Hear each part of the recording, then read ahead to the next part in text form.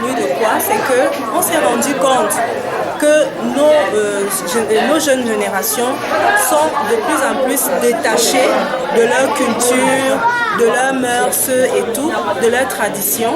Alors notre leader a dit, ok, il est bien beau de louer Dieu, mais en nous rapprochant de nos cultures, de nos traditions, on se rapproche davantage de Dieu parce que le Dieu, ce n'est pas un Dieu acculturel, c'est un Dieu qui va de quelque part et donc il a voulu qu'on fasse ce retour aux sources, qu'on montre aux jeunes générations qu'avec la culture, on a une histoire. Grâce à nos cultures, on a une histoire.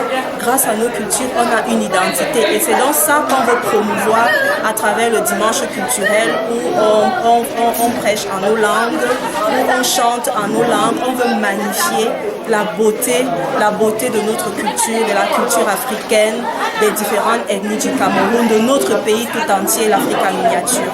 Moi, je leur dirais qu'on ne doit pas être détaché de ce que nous sommes. Parce que c'est grâce à notre culture que nous célébrons nos identités. Ils devraient mettre cet aspect de leur personnalité en avant parce que vous savez, avec la mondialisation, les réseaux sociaux, on a tendance à être acculturé, à être déraciné.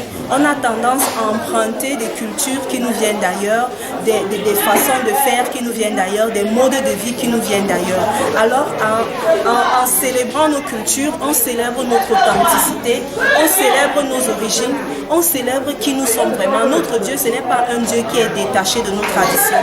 Donc, les chrétiens ont souvent tendance à faire l'amalgame entre la religion et la tradition. Il n'y a pas de scission à faire.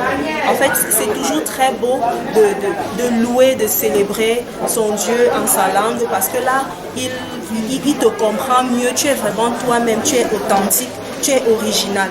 Donc j'exhorterai, pourquoi pas, toutes les communautés dans le monde entier de suivre le mouvement, parce que ça permet de se retrouver, ça permet de se sentir soi, ça permet d'être vraiment nous-mêmes et de ne pas être une transposition des choses qui nous viennent d'ailleurs.